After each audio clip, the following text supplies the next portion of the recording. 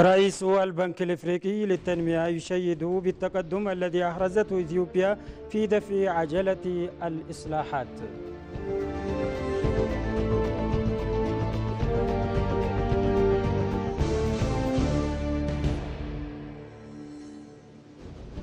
إثيوبيا يتم اختيارها لاستضافة الدورة 96 للجمعية العامة السنوية للإنتربول المقررة عام 2028.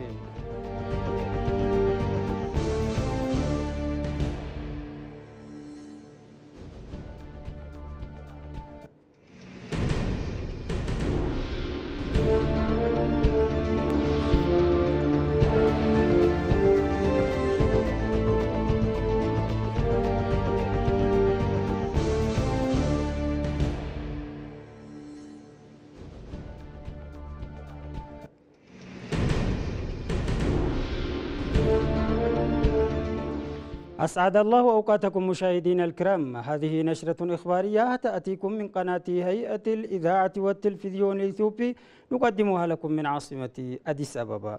أكد رئيس الوزراء الإثيوبي الدكتور أبي أحمد أن مؤتمر الأمم المتحدة لتغير المناخ كوب 32 يمثل أكبر منصة لإبراز الموارد السياحية والثقافية لإثيوبيا على مستوى الدولي.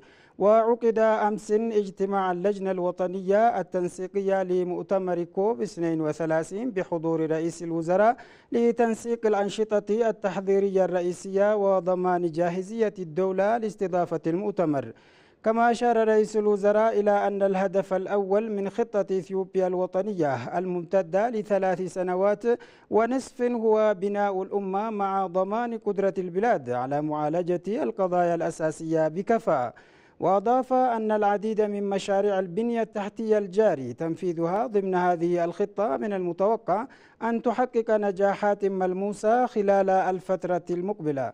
وأكد أن الهدف الثاني هو بناء صورة إيجابية لإثيوبيا عالميا، مشيرا إلى أن البلاد تتمتع بثقافة وتاريخ عريقين وتمتلك مقومات سياحية هائلة تستحق أن تعرض للعالم من خلال مؤتمر كوب 32 وغيره من الفعاليات الدولية. كما شدد على ضرورة أن تكون المؤتمرات ناجحة في إبراز قدرة إثيوبيا على قيادة قضايا التنموية المستدامة والتغير المناخ وتعزيز مكانتها الدولية في هذا المجال الحيوي.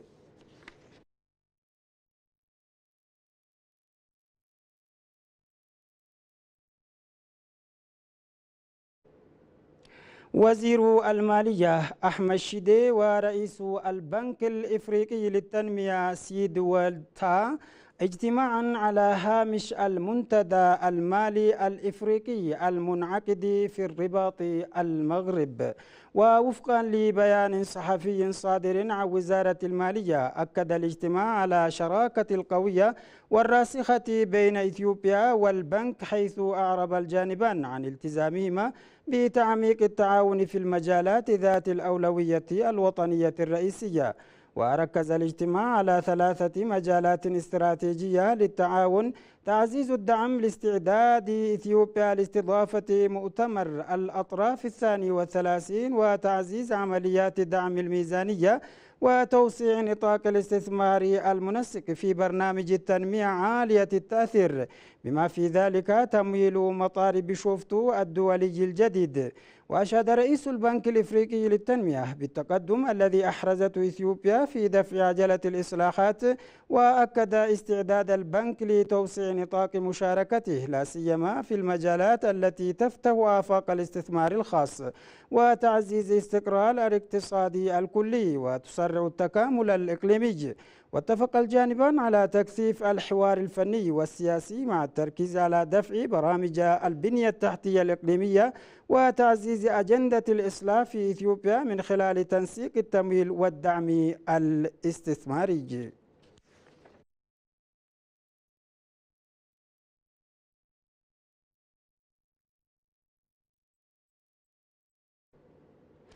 عقد المتحدث باسم وزارة الخارجية الإثيوبية السفير نبيات جيتاتشو أمس الخميس مؤتمرا صحفيا سلط فيه الضوء على الأنشطة الدبلوماسية الإثيوبية الأخيرة بالإضافة إلى أهم التطورات الإقليمية والدولية.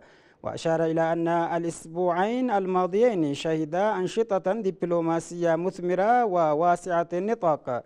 وأكد السفير نبيات أن اختيار إثيوبيا لاستضافة مؤتمر الأطراف 32 كوب 32 في عام 2027 دليل على تقدير المجتمع الدولي لمساهمات البلاد في العمل المناخي العالمي. وأكد أن مبادرة إثيوبيا للبصمة الخضراء التي أطلقها رئيس الوزراء الإثيوبي الدكتور أبي أحمد تمثل تعبيرا عمليا عن التزام إثيوبيا بمعالجة تغير المناخ.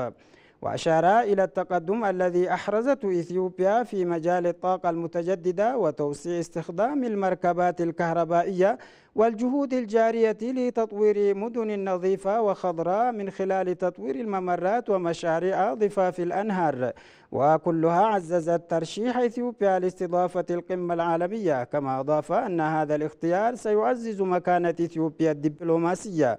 وأشار إلى أن مشاركة الوفد الإثيوبي في قمة مجموعة العشرين الأخيرة بقيادة رئيس الوزراء الدكتور أبي أحمد قدمت دعما قويا للأولويات القارية والعالمية الرئيسية لإثيوبيا وإفريقيا. وأضاف أن زيارات زعيم ماليزيا وسنغافورة أظهرت بالمثل تركيز إثيوبيا المستمر على التعاون الاقتصادي والدبلوماسية الموجهة نحو النتائج.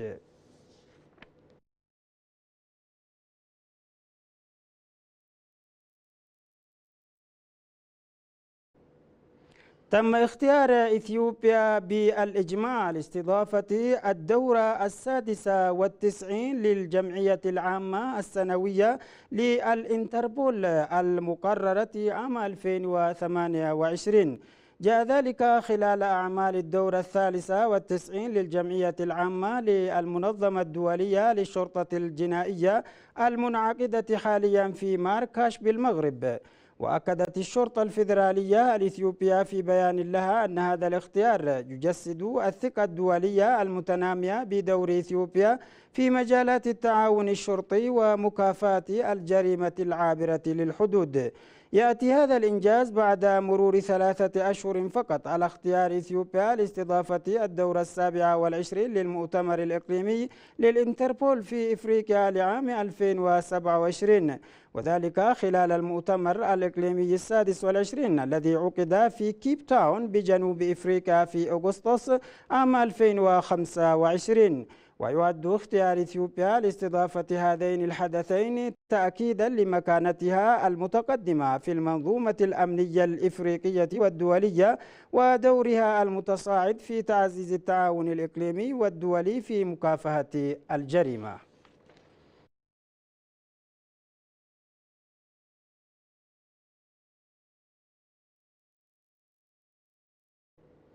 أكدت نائبة رئيس البعثة في سفارة هولندا لدى إثيوبيا بباول شيندالر أن العلاقات الدبلوماسية بين البلدين تشهد نموا ملحوظا في مجال التجارة والاستثمار، مشيرة إلى أن العام 2026 سيصادف مرور 100 عام على العلاقات التجارية الإثيوبية الهولندية.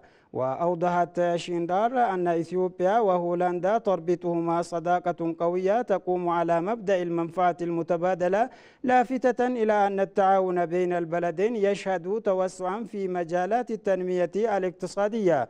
وأضافت أن هولندا تعتزم تعزيز شراكتها مع إثيوبيا في قطاعات الأمن الغذائي وإدارة الموارد المائية ومختلف مجالات التنمية.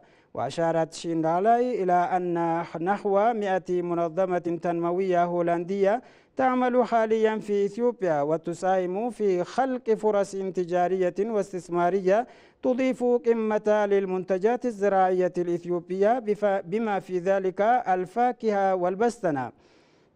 وأكدت أن هذه المنظمات تلعب دورا محوريا في تعزيز نقل المعرفة والتكنولوجيا إلى إثيوبيا، مشددة على أن الاستثمارات الهولندية تسهم في توسيع التعاون الدبلوماسي والاقتصادي من خلال دعم الشراكات التجارية بين البلدين وفقا لوكالة الأنباء الإثيوبية.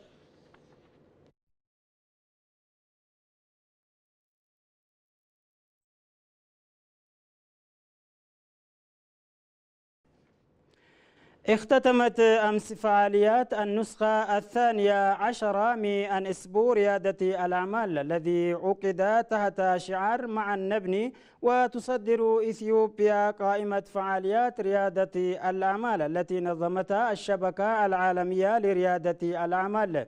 وتضمن أسبوع ريادة الأعمال التدريب والمؤتمرات والتواصل السوقي وفعاليات حوار السياسات. يهدف هذا الأسبوع إلى حث الشباب والنساء ذوي الأفكار الإبداعية على العمل وتحسين بيئة العمل وخلق فرصة جديدة للباحثين عن عمل للترويج للأعمال على نطاق واسع وتبادل الخبرات. وتجدر الإشارة إلى أن إثيوبيا احتلت المراكز الثانية إفريقيا والثامن عالميا في فعاليات ريادة الأعمال التي نظمتها المؤسسة العام الماضي. وحضر البرنامج كبار المسؤولين الحكوميين وممثلي المؤسسات الدولية والجهات الفاعلة في الصناعة. النشرة نذكركم بأبرز ما جاء في الأخبار. رئيس البنك الإفريقي للتنمية يشيد بالتقدم الذي أحرزته إثيوبيا في دفع عجلة الإصلاحات.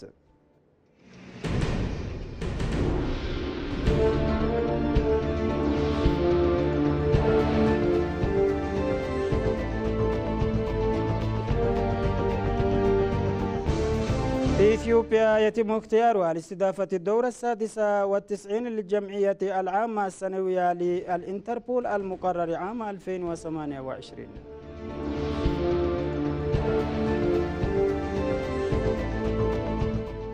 إلى هنا مشاهدينا الكرام تنتهي نشراتنا الإخبارية لهذه الساعة، نشكركم لحسن المتابعة، دمتم بأمان الله.